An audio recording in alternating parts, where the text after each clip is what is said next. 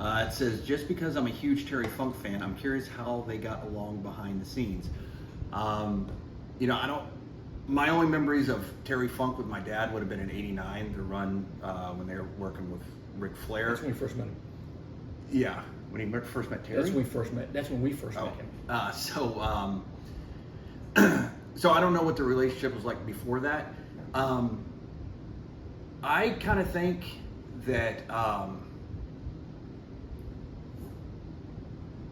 I think Dad and Terry had totally different ideas when it came how to handle certain in which direction they wanted to go, and I think it may have caused some contention. I think and every time I ever met Terry Funk, he like such a nice guy, always super nice to me.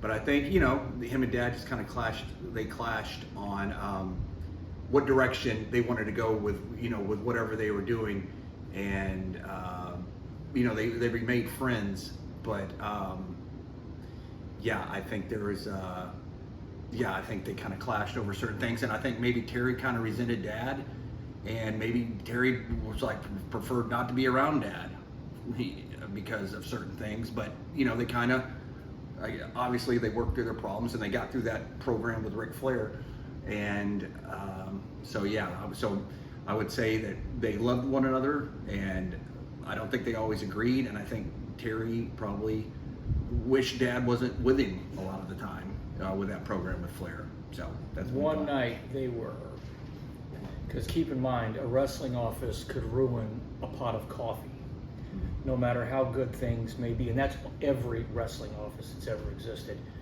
When they were in the middle of that program with Ricky and Sting, one night, I don't remember if they were in the hotel room or if they were in the car, but Terry Funk's father, Dory Funk Sr., was a genius, and he was the first guy to really give my dad his first true breaks. That's why Dad and Dory and Terry were so tight back then, because Dad owed a lot to him.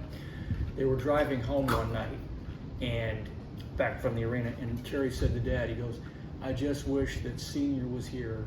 That way I could talk to him and he'd know exactly what we should do." And then Dad said, "Well, Terry, you have Junior." And he said, "Yeah, Gary, but it's not the same." Yeah. So they were real. I mean, there might have. I don't think so, but there might have been. But they were tremendously tight. I can just tell. Like, I obviously didn't know Terry Funk like I knew Dad, but I can just tell by Dad's body language in certain interviews that you can just YouTube them on WCW. But 89. the office was driving him nuts at that time too. They were driving everybody nuts. That's true, but I can just tell by Dad's body language. I just don't think him and Terry got along all the time. But a cool Terry Funk story. But they were dear friends. Though. They were, yeah. Dad had told me and Jason, I remember we were like 10 years old, and Dad was telling us that Terry, I don't know if it was before, I'm talking about the Dipsy Dumpster match. Yeah.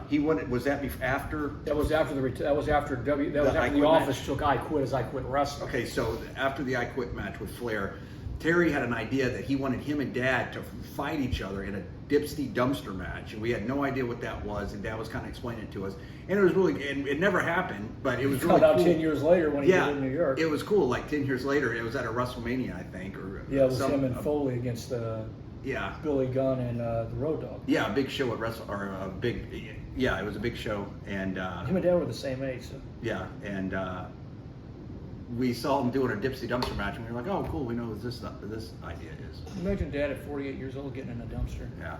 Imagine Terry at 48 getting in a dumpster. Yeah. He did it at 58. Yeah. He was still falling off of high places at 60.